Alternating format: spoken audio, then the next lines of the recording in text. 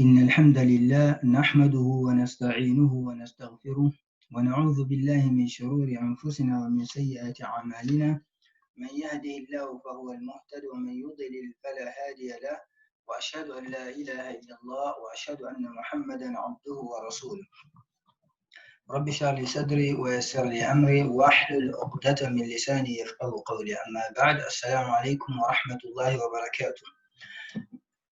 Par la grâce de Dieu, nous nous retrouvons une fois de plus dans le cadre de l'étude de notre livre, un livre très important, Mukhtasar al-Akhdari, du grand cheikh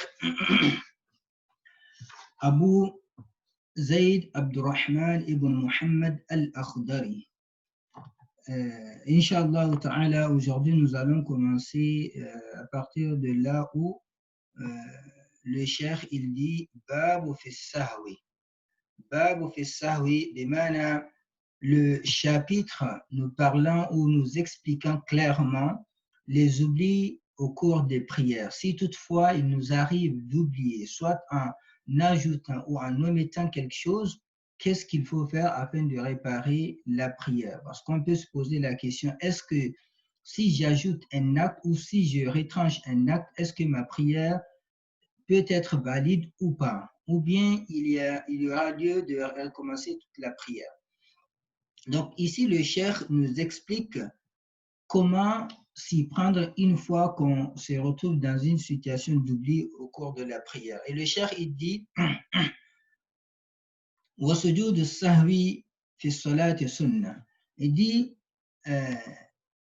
la prosternation, la prosternation, pardon, de l'oubli, c'est-à-dire la prosternation qu'on doit apporter à la fin de sa prière quand on oublie, tout en ajoutant ou en retranchant quelque chose au cours de sa prière, il dit sunna, c'est une sunna.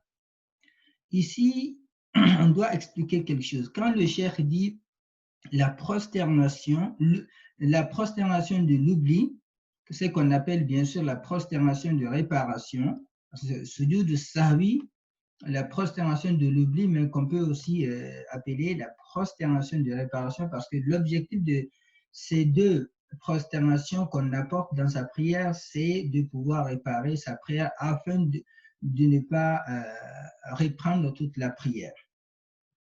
Donc le cheikh, il dit que cette prosternation, mais ces prosternations sont des sunnas. Ici, il y a une confusion souvent que les gens font quand on leur dit que ça c'est une sunna du prophète Mohammed sallallahu alayhi wa sallam. Ils le confondent avec ce qu'on appelle sunna dans le fiqh, c'est-à-dire les sunnas des amal, tels que les sunnas, quand on parle de sunna de wudu, les sunnas de la prière, les sunnas de tel ou tel acte. Il faut faire la différence entre ce qu'on appelle la sunna du prophète Mohammed sallallahu alayhi wa sallam et ce qu'on qualifie de sunna dans le cadre de fiqh. Parce que dans le cadre de fiqh, vous allez entendre parler de fara'id, ce qui est obligatoire, sunan, ce qui est recommandé, et les mustahab également. Donc, il faut faire la différence entre ces sunnahs évoqués dans ce cadre-là et les sunnahs du prophète alayhi salatu wassalam. Par exemple, dans le cadre de sunnah du prophète Mohammed sallallahu alayhi wa sallam, c'est qu'on peut citer, on dit que le prophète Mohammed sallallahu alayhi wa sallam, il aime bien se curer les dents, c'est-à-dire brosser les dents. Et d'ailleurs, il a dit dans un hadith, si ce n'est de peur d'être dur envers ma communauté, j'allais leur ordonner de faire le siwak avec chaque wudu, ou dans une autre version avec chaque prière. Donc ici, c'est une sunna du prophète Mohammed sallallahu alayhi wa sallam. Ici, on voit que le prophète alayhi salatu wa sallam souhaite, donc il ne l'a pas imposé, il n'a pas demandé à ce qu'on le fasse. Donc, il a donné ici le choix, mais tout en montrant l'importance de cette chose-là. Quelque chose que le prophète alayhi salatu wa sallam souhaite que chaque musulman le fasse 5 fois par jour, subhanallah, ne peut être que quelque chose de très bénéfique. Et si on regarde dans le Coran, Dieu dit وَمَا آتَاكُمُ الرَّسُولُ, tout ce que le prophète Muhammad sallallahu alayhi wa sallam vous apporte, فَخُذُوهُ, prenez-le, tenez, cramponnez-vous à cette chose-là. Et وَمَا نَهَاكُمْ عَنْهُ فَانْتَهُوا, et tout ce qu'il vous interdit, alors éloignez-vous de cette chose-là. C'est qui montre que la sunna du prophète Muhammad sallallahu alayhi wa sallam n'est pas quelque chose qu'il faut négliger. Il y a des hadiths dans lesquels le prophète Muhammad sallallahu alayhi wa sallam, il nous demande de faire ceci, il nous demande de faire cela, tout en ne trouvant pas cette chose directement dite dans le Coran. Il s'agit de la sunna du prophète Muhammad sallallahu alayhi wa sallam. Donc, en se référant au verset qui dit وَمَا آتَاكُمُ الرَّسُولُ فَخُذُوهُ, c'est que le prophète Muhammad sallallahu alayhi wa sallam vous apporte, cramponnez-vous, tenez-vous-en à cette chose-là, prenez cette chose-là, acceptez cette chose-là. Ceci nous montre l'importance de la sunna du prophète Muhammad sallallahu alayhi wa sallam. Et ceci nous montre que comme Dieu l'a dit, in kuntum tuhibbuna Allah fattabi'uni yuhibbukum Allah. Si vous aimez réellement Dieu, alors fattabi'uni, suivez-moi. Bimana, faites ce que je vous dis, obéissez à moi, acceptez ma sunna, embrassez ma sunna, ne déviez pas. Et d'ailleurs, Dieu fait clairement comprendre dans le Coran que c'est lui qui désobéit. Le prophète Muhammad sallallahu alayhi wa sallam désobéit clairement à Dieu. Donc, l'importance de la sunna du prophète alayhi wa sallam, faites attention, quand on vous dit Qala Rasulullah sallallahu alayhi wa sallam, tant qu'on vous dit que c'est un hadith sahih et que le prophète alayhi wa sallam recommande quelque chose, ne vous suffisez pas de dire ça, ce n'est qu'une sunna, ce n'est pas une obligation. Allez-y vers cette chose-là parce que tout ce que le prophète alayhi wa sallam apporte ne peut être que bien pour un musulman. Donc ici, il faut faire la différence entre ce qu'on appelle sunna dans les amal, c'est-à-dire dans les actes, et ce qu'on appelle sunna du prophète Muhammad sallallahu alayhi wa sallam. Revenons à notre chapitre, Bab fi sahwi, le chapitre qui nous parle qui nous explique les oublis fi salah, dans la prière. Est-ce qu'il y a une preuve? Parce qu'on dit que dans la religion, tout ce que vous allez faire pour adorer Dieu doit se baser sur une preuve émanant du Coran ou de la sunna authentique du prophète Muhammad sallallahu alayhi wa sallam. Le Coran suffit largement avec la sunna. Si toutefois on se tient à ce qu'a apporté le Coran et la sunna du prophète Muhammad sallallahu alayhi wa sallam, comme le prophète alayhi wa sallam nous l'a dit, on ne peut jamais s'égarer et on ne peut pas avoir envie de faire autrement, c'est-à-dire d'ajouter d'autres choses, ce qui n'est pas authentiquement apporté du prophète Muhammad sallallahu alayhi wa sallam. Quand je dis authentiquement apporté du prophète alayhi wa sallam, c'est-à-dire c'est que les compagnons ont dit que le prophète alayhi wa sallam a dit ou a conseillé ou a accepté, a validé ou a invalidé clairement. Donc, quelque chose venant des compagnons qui ont été transmis par les tabines, etc., jusqu'à ce que ça nous arrive. Ici, quel est le dalil, la preuve que as-sujud sahwi peut être utilisé dans la prière pour apporter une réparation nécessaire à cette prière.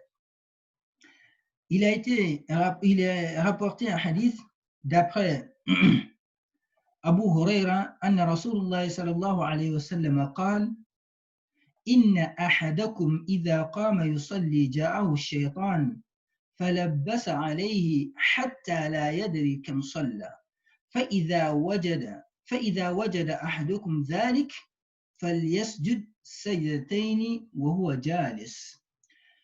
Ce hadith qui nous parle, qui nous apporte la preuve de l'existence de sujud sahwi, nous donne également une information à savoir quand est-ce qu'il faut, ou bien dans quelle situation il faut faire sujud sahwi. Ce hadith est un hadith rapporté par Muhammad ibn Ismail al-Bukhari et également rapporté par Muslim ibn Hajjaj dans les Sahihayn. Dans ce hadith, il a été rapporté que d'après Abu Huraira, le prophète Muhammad sallallahu alayhi wa sallam dit Inna ahadukum idha qama yusalli. Si l'un d'entre vous se met à prier, ou bien il est en prière, Ja'ahu shaytan falabbasa alayhi. Shaitan viendra vers lui et l'embrouiller, c'est-à-dire lui obscurcir sa prière. lui mélanger tout ce qu'il est en train de faire, l'embrouiller, à tel point qu'il ne saura pas combien de prières, combien de rakats il a eu à accomplir. Alors, si toutefois Shaitan arrive à vous embrouiller, vous ne savez plus si vous êtes dans la deuxième ou la troisième rakat, ou bien est-ce que vous avez fait un sujoud ou deux sujoud, ou bien est-ce que vous avez lu ou pas lu la sourate al-Fatiha, ou bien est-ce que vous avez fait le ruku ou pas. Alors, qu'est-ce qu'il faut faire? Le prophète Muhammad sallallahu alayhi wa sallam, il dit فَإِذَا وَجَدَ أَحَدُكُمْ ذَلِكَ. Si toutefois vous vous retrouvez dans cette situation,